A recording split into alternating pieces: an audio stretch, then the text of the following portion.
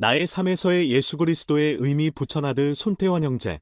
저의 작은 형은 읍내에 있는 사립중학교에 유학 생활을 하고 있었는데 어느 날 주말에 집에 다니러 와서 두 가지 놀라운 이야기를 전해 주었습니다. 첫 번째 이야기는 지구에는 대기권이라는 것이 있어서 외부의 유성이나 자외선 같은 우주 광선이 지구를 공격하면 이를 방어해 주어서 지구와 지구 생명체가 안전하다는 이야기였습니다.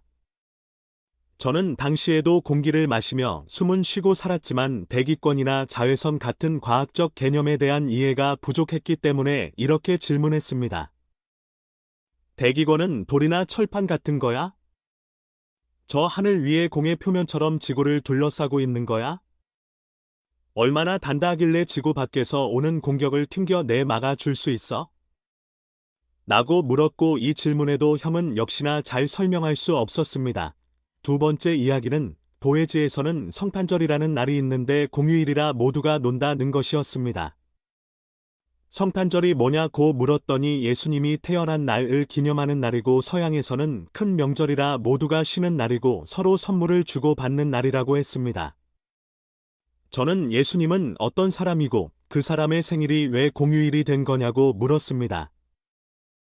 형이 중학교에서 배운 바, 약 2000년 전에 이스라엘 지역에 살았던 예수라는 사람이 모든 인간의 죄를 대신해서 십자가에 못 박혀 돌아가셨기 때문에 명절이 된 것이라고 했습니다. 저는 그 당시 죄에 대한 감정이나 대속의 필요성 같은 개념이 별로 없었기 때문에 1. 모든 인간이 죄를 짓는지, 2. 죄를 지으면 어떻게 되는지, 3. 예수라는 한 옛날 사람이 십자가에 못 박혀 죽는 것이 어떻게 모든 인간의 죄를 대신하게 되는지, 4. 그렇다고 그날이 왜 온 인류의 공휴일이 되어야 하는지 등등을 다시 형에게 물었지만 자신도 잘 모른다고 말해 주었습니다. 이후 저도 읍내로 유학을 가서 중학생, 고등학생이 되고 나서도 여전히 잘 이해되지 않았습니다. 대기권은 공기가 있는 층을 말하며 외부 물질이 대기권으로 진입하면 공기 입자와 부딪히며 마찰열이 발생해 대부분 타 버려서 지구를 보호한다는 것은 어느 정도 이해가 되었지만 죄와 예수님의 십자가 대속, 속죄에 대해서는 여전히 오리무중이었습니다. 제가 고등학교 3학년이던 1986년 어느 날 저의 여동생이 자신은 미국인 젊은 선교사들이 가르치는 교회를 다니고 싶은데 부모님이 반대할 것이 뻔하니까 저보고 침례 동의서에 대신 서명을 해줄 수 없냐고 물었습니다. 그렇게 저는 회복된 예수 그리스도의 복음을 정식으로 접하게 되었고 8년 전 가졌던 복음의 씨앗과 의문을 기억 속에서 끄집어내 폭풍처럼 선교사들에게 쏟아내 질문들을 던졌고 친절함과 인내심이 대단했던 장로와 자매 선교사들은 때로는 당당하게 때로는 당황해하며 최선을 다해서 저의 까다로운 질문들에 답을 해주려 노력을 했습니다.